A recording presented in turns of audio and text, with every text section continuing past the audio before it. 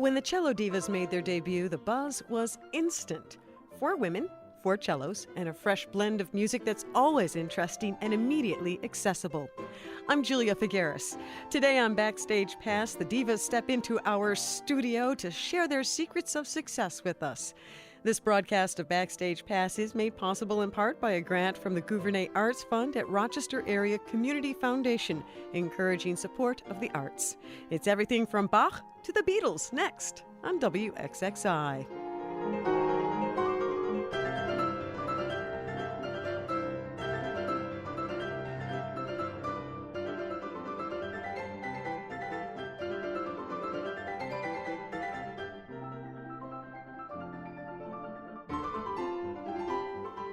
You're listening to Backstage Pass. I'm Julia Figueras. Today in our studios, 4 women and 4 cellos. It's the Cello Divas, and I'd like to introduce you to them going around the room. We have Hwang. Hello, Mimi. Hello, Julia. Thanks for having us. It's a pleasure. Ingrid Bock. Thanks very much for having us. Sitting next to Ingrid is Kathleen Kemp. Hi there. Good to have you here. Thanks. And finally, last but far from least, Rosemary Elliot. Hello, Rosie. It's a pleasure to be here. Well, here you are, and let's just start with a little history lesson. Ingrid, who are the Cello Divas? We're 4 friends playing the same instrument, and I think 3 of us had the idea to start this. How long ago, Rosie, was it? Well, I always remember because my son Benjamin was born in November of 2000, and at about Christmas time, Ingrid said, let's get this group going, let's really do it. And I said, I don't think I can. I have a 1-month-old child, but give me a few months. So come April, we were rehearsing, and we performed in Kilburn in May of 2001, and that was our opening concert. Mimi, what was the concept behind the Cello Divas? I think we wanted to play together. We wanted to play lots of different music from different periods, from different composers, and we wanted to create music for 4 cellos.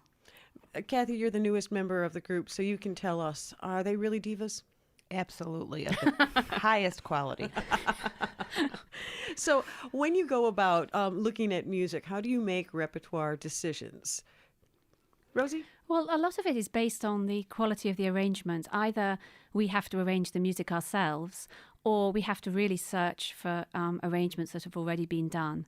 Some arrangements work instantly and make the cello sound beautiful, and some don't work so well. So we have to make a decision based on how much work we really want to put into that piece, how attractive it will be to the audience when we've finished working on it. And we've had some real surprises. Some of the pieces that are the most beautiful for cello, for instance, cello with piano, don't work well because the timbres are too similar and the voices don't pop out correctly. So we've unfortunately had some wonderful people who've brought us arrangements, and we're quite excited about them. And when we went to play them, they just didn't work. Have you had a piece of music, Mimi, that you really wanted to do and it just did not work? It was a disappointment. We've tried to do a few things, and we try to tweak it. And the actual process is actually we sit down in the room and we play it, and we make suggestions on the spot. Well, can you play that note an octave higher? Can you play a B there instead of a G? So it's really a hands-on. None of us are, professional arrangers. So it's really, it's very much of a hands-on process. And we'll play a piece for a while, and then 6 months later we'll say, well, that never sounded right to me. So let's try it this way. Let's try taking this a different octave. And so we have we change the arrangements all the time as we go along, and we tweak it. We've had some disappointments. I don't know that I can. All right, Rachmaninoff vocalese. We all wanted to do that, and we thought it would be doable, and it just so far hasn't been. One of our best successes was with Danse Macabre, Sanson Danse Macabre. And I think orchestra pieces, if you can do them, they might possibly work a little bit better because of all the different instruments originally. And it gives us a lot of scope to go wild, because we can pretend that we're lots of different instruments, which is fun. I want to talk a little bit more about going wild and arranging and who your arrangers have been. I got your set list, and I was told that you liked the idea of going from tallis to tango. So here on WXXI on Backstage Pass, let's do just that. Our guests today are the Cello Divas. They're going to play 2 pieces of music, starting off with the Thomas Tallis song, If Ye Love Me.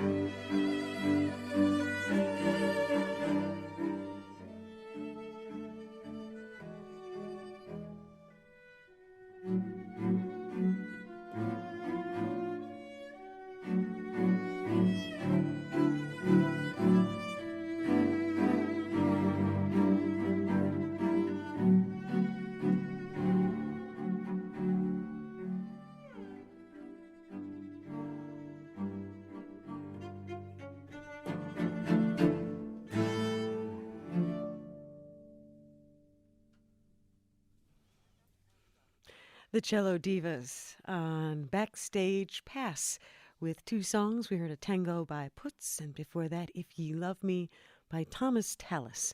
Broadcast of WXXI's Backstage Pass is made possible in part by a grant from the Gouvernet Arts Fund at Rochester Area Community Foundation, encouraging support of the arts.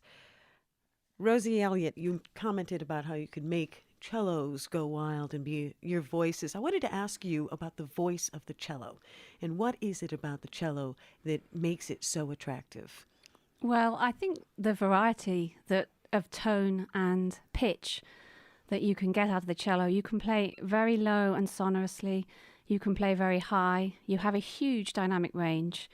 What I've enjoyed about being a diva is that I can break out of the traditional classical music that I love, but that I play mostly in orchestra or that I play as a soloist, and I can play things like that tango and things like Danse Macabre. I can be a whole orchestra. I can be a trombone.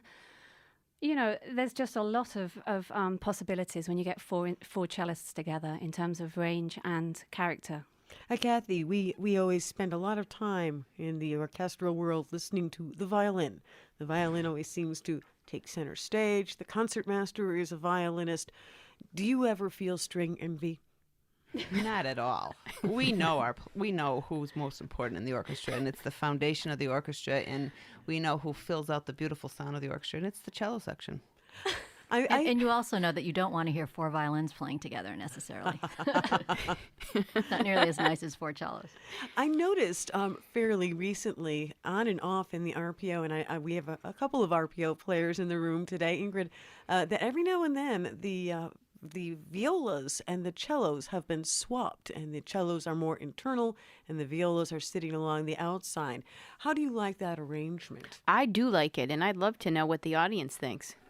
What do you think about it, Julia? Do you like it? I like it very much. I think it adds a lot of bass and depth to the orchestra. Does it change, Kathy, the way you hear when you're playing inside the orchestra? It does, and actually, for me, I like it better because I feel like I'm more a part of the orchestra, and quite truthfully, the bass, which holds everything together, is now more centrally located. I think the violas find it hard sometimes being separated from the second violins, but I find I'm more part of what's going on and can react more in a chamber music way to the inner workings of all the pieces when I'm sitting in the middle. I'm seeing nods from Rosie. Yeah, I mean, I think change is good too. I think being aware of different things around you. Like sometimes we sit in a different position, the four of us, and I think, oh yes, that's who I was supposed to be with in that passage, and I should have been listening to that. And it's part of the beauty of music. There's always something else to hear, and I think that does us good when we switch places in orchestra too. Different people, woodwinds hear the cellos more. There's just different connections. I think it's great. What do you listen for when you are playing in an orchestra, Mimi? You try to blend in as much as you can. You blend in with your section. As a cellist in an orchestra, you don't particularly want to stick out. You want to be part of the section. You want to be part of the sound. And you listen to how you're blending with the others and those around you. Well, I promised from Bach to the Beatles, and we actually have the Bach part coming up. Before we do, I want to ask you just briefly about Colin Hampton. Ingrid? Colin Hampton was the husband of one of the most renowned cello teachers, Bonnie Hampton. Mimi, I think, knows Bonnie. Is that right? Yeah, I studied with Bonnie at San Francisco at the conservatory. And Colin has done some of the best arrangements we've found. Is that right? Yeah. Colin Hampton was the cellist of the Griller Quartet. He's English British quartet. cellist, and he's passed away now, hasn't he? Well, the first piece is Bach. The second piece is Rosie? It's the Allegro Spiritoso from a violin sonata by Sanae. All right, here we go on WXXI Live from the Henry Epstein Studio. We have the Cello Divas, beginning with Bach.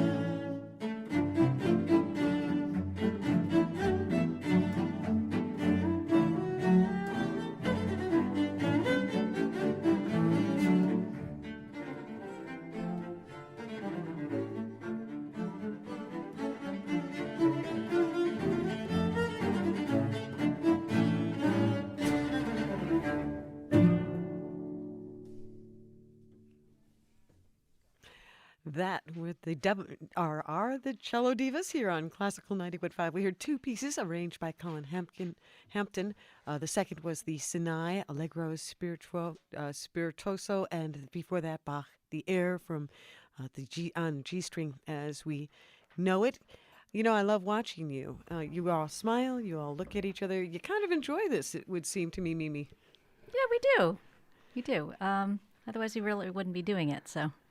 That reminds me of a sort of joke that Ingrid and I have. Several times we've seen ourselves on film, and we were just so sort of horrified at the particular face we made at a particular point in the music. So it's become a standing joke, and we always have to catch each other's eye then and just check that we're not as ugly as we looked on that occasion. So let's talk about internal communication. We have 4 teachers, and we'll talk about teaching a little bit. Right now, specifically, teaching the art of chamber music. Now, Ingrid, you have Fortissimo at Nazareth, which is all about chamber playing. And in the spirit of full disclosure, I must say I had a child go through the Fortissimo program last summer. How do you begin to teach kids the art of chamber music performance? Thank you for asking that. That's wonderful, and thanks for talking about Fortissimo. I just want to say an aside, because I love cello ensembles so much, because I love the divas so much, I've actually started a student cello quartet, and they're in their second year, and they're very serious, and it's been so much fun to teach them. Are they the Cello Divettes? No, they're called Amanti Cello, www.amanticello.com. But Ingrid, you did have a student quartet that named themselves Oh, right. Savid, which was divas backwards. Yeah, the Avid Quartet. They won the Fortissimo competition one year, and they sort of idolized us. That was kind of cute. We'll take fans with really young kids. I actually try to play a game with them when they're very young, and I think it can be taught very young. I think they love it.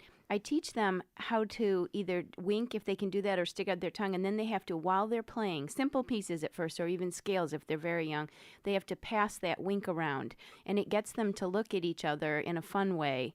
And then I progress to having them play a wrong note the next time, and they have to find the wrong note, and then an out of tune note, and then it goes from there until they're really quite skilled at looking around. It's not easy, though. How do you guys do it?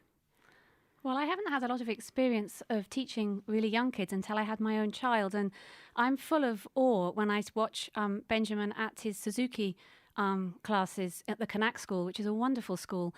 And they start off early ensemble skills in the group class by, for example, taking a piece and having to play a note each.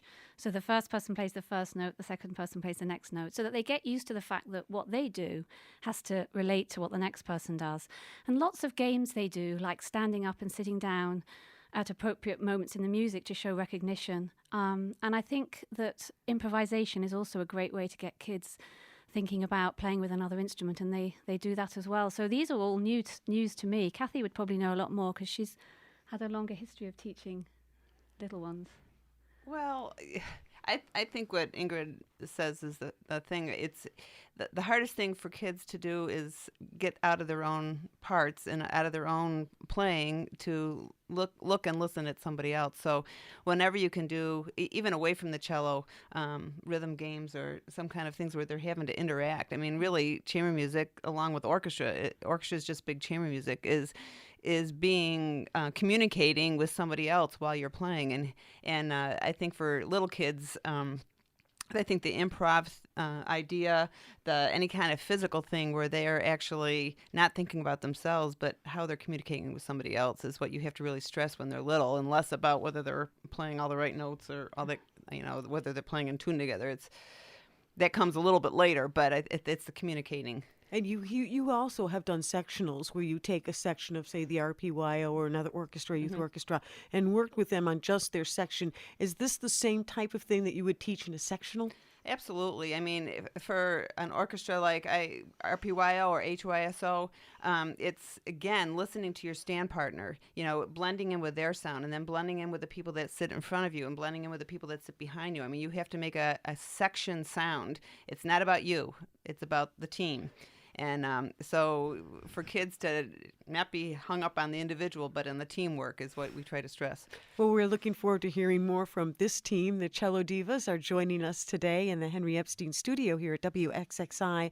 Our next piece is actually from a Rochester composer. We'll talk about this after you play. It's by Carrie Radcliffe as we listen to two Bulgarian folk pieces on WXXI.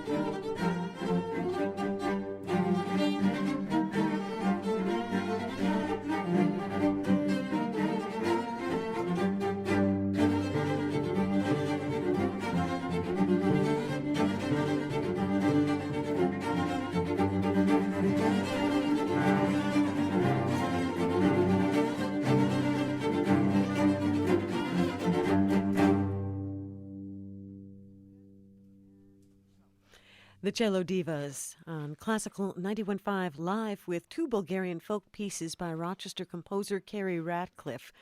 I'm Julia Figueras. It's a pleasure to have the Cello Divas with us now. This is the first of three sets of music that are completely involved with Rochester, one way or another, with a Rochesterian, starting off with Carrie Ratcliffe. How did that come about, this particular piece? I heard this performed at Hochstein in its original version, which was guitar, flute, and viola. And the folk songs are traditional. They go way back in Bulgaria, and Carrie arranged them for those instruments originally. And I just fell in love with the piece on the first hearing. And when it became time, when we wanted to seek out arrangers, especially Rochesterians, to do music for us, Carrie was the first person we spoke to, I believe.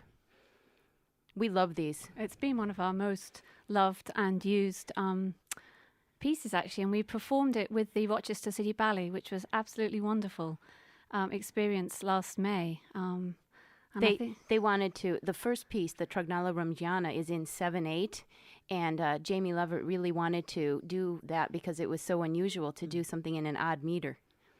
But it totally brought new life to the pieces for us when we saw them being danced. It was just brought a whole new dimension, so that was a lot of fun Well, to just do. having the energy of the dancers so close to us was really a thrill, I think, for all of us. Mm-hmm. Mimi? That was one of our sort of multidiscipline collaborations that we really enjoyed. We had been playing these pieces for a long time, but we got up on stage and we got to see what Jamie wanted to do with those, what she did to those pieces, and it was really an inspiration for us. We also have Jeff Tyzik and Nancy Strelo represented today on our program. And Mimi, you're going to be represented next. I promised Bach to Beatles, and the Beatles set is next. We have a couple of famous Beatles pieces. How did you go about choosing them, and why did you want to arrange them, Mimi? I think I mostly got. I was chosen to be the arranger really by default. I think I don't want to be sort of lumped in with Jeff Tyzik and Carrie Ratcliffe and Nancy Strelo as arrangers. I think it's only because I have sort of mediocre computer skills with my Sibelius program, and which is a music writing program. So I have sort of these fundamental, very basic skills of that, and so I think I thought, well, I guess I can sort of figure this out. So I think she's being too modest. She is. These are very good. The yesterday arrangement actually is an arrangement of an arrangement. It was originally for 6 cellos, arranged by Bill Thorpe, and Mimi very cleverly axed the 2 other cellists. And so we've got Hard that one. woman. But she did do the Eleanor It's a Rigby tough job. from scratch. So I think she's done a great job. Well, here we go. We'll be listening to the Beatles with the Cello Divas. Broadcast of WXXI's Backstage Pass is made possible in part by a grant from the Gouvernet Arts Fund at Rochester Area Community Foundation, encouraging support of the arts. This is WXXI.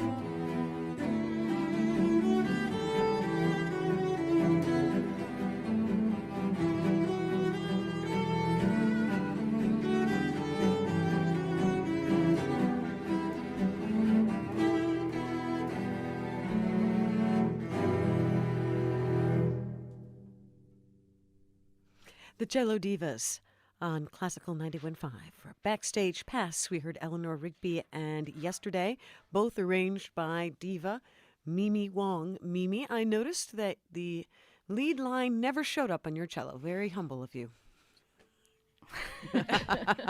Just happens that way. Just happens that way. Well, I wanted to ask you a little bit about the lead lines because I've been following them over our time together in the Epstein studio, and they seem to pass from diva to diva depending on the piece of music. Is that coincidental? Is that something that you work for, Kathy? Well, within a piece, we like to share. We're not egotistical, so we like to share the wealth. We all like to play a nice melody. So we, depending on where in the piece it is, we like to pass it along. There's different pieces that we maybe personally identify with, like the tango for Rosie and the Allegro Spiritoso for me. And Ingrid's always played so beautifully on the Bach. And Mimi's had pieces along the way that have showcased her. So we do have pieces that we play individually, but generally we like to share. I think there are different ways a group can do it. A group could also always have one person play the first cello part, and we've decided that we want to mix that up, and so we switch parts for every piece, which actually makes it more difficult. I think if you're playing a similar role all the time, it makes it a little bit easier. So it makes it more fun, but it's more work for us. And more fair. The next two pieces feature two more Rochesterians, Jeff Tyzik and Nancy Strelo. So let's talk about Jeff Tyzik. How did this happen? This was originally written for a jazz quintet. Is that right? Yeah. Jeff had actually was showcased on a Chamber Music Rochester program. Oh, I don't remember when, but quite a few years ago, and wrote a jazz quintet for strings and strings and bass. Mm-hmm. And there were different movements: blue funk. There was a slower, the one that Melissa plays. An adagio, jazz adagio for viola. Blue adagio. Blue adagio, and then I think there was a third movement. And this blue funk showcased Perrine Yang, who's a violinist in the orchestra, and Jeff Campbell, a well-renowned jazz bassist in Rochester. And it just smelled diva. Yeah, it really smelled did. Cellos, I think. I think Jeff agreed with that too. That he liked the cellos. He did. He did. He said he liked the cellos very much. And Mimi is the hippest and coolest diva to naturally take the lead. So you will definitely hear her in the lead in this one. With me trying to keep up. Is this like the Beatles? She's the hip one? Oh, she's definitely the hip one. So and who's the shy one? Oh, me, of course. We don't You'll have get a shy different one. answers from different people. But we definitely have different preferences musically and different areas where where we need help. I won't say any more. I need help in this. Yeah, like you heard Kathy playing Allegro Spiritoso. It was funny because you had asked her, did she have any envy of violinists? There was a violin too. she doesn't bother envying them. She steals their music. Always the best Don't revenge. bother with envy. And the other piece, very briefly, Nancy Strelo, who's at Nazareth and the Hochstein Youth Orchestra as well. The connection with that, did she come to you with this? This was from my students years ago. She had it for 5 cellists, and we made it for 4. We axed one also. But Nancy is a wonderful arranger, and we hope she'll do more for us. Well, we hope to hear more from you. As a matter of fact, why don't we do that right now? We have the Cello Divas, and they are live on Backstage Pass. We have a set of music beginning with Blue Funk, arranged by Jeff Tyzik on WXXI.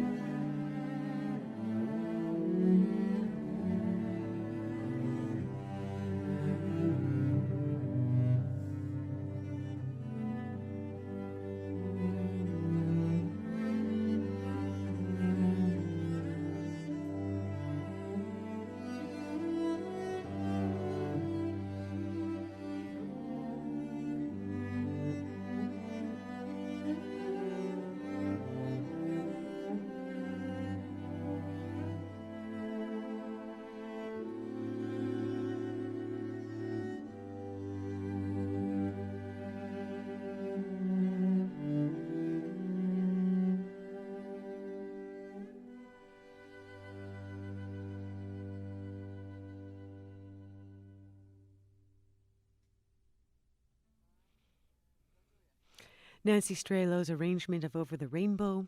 And before that, Jeff Tysick's Blue Funk, complete with cello slaps. The Cello Divas performing on WXXI for Backstage Pass. Broadcast of WXXI's Backstage Pass is made possible in part by a grant from the Gouverneur Arts Fund at Rochester Area Community Foundation, encouraging support of the arts. We have 4 passionate and very involved teachers in the room in front of me. Rosie, what do you see in the students that you teach? Oh, well, they're a total inspiration to me because I teach a class of 20 collegiate students with my husband, Steve Doan, at the Eastman School. And the standard and the commitment of the students is phenomenal. And I feel very fortunate to, on a daily basis, hear that level of music making. So for me, it's a selfish thing as well, as I try to give to them, because I take a lot with what they bring to their music. And, you know, it's a mum and dad operation for us, and so it feels like a big family having all these people. So that's what I take out of my teaching. We feel that this has been a very big family today, and I wanted to thank you all for coming in for Backstage Pass. You were at the top of our list, hard to book, but well worth the wait. Mimi, thank you. Thank you. And it was wonderful. Ingrid, thanks. Kathy, Rosemary, it was a pleasure to have the Cello Divas. Our executive producer is Jean Fisher. Our technical producer is Dave Sliberski, with audio assistance from Andrew Croucher. I'm your producer and host, Julia Figueras, with thanks again to the Cello Divas. We close Backstage Pass with the Cello Divas ×6. Here are the 24 cellos of the London Cello Sound with America from Leonard Bernstein's West Side Story on WXXI FM.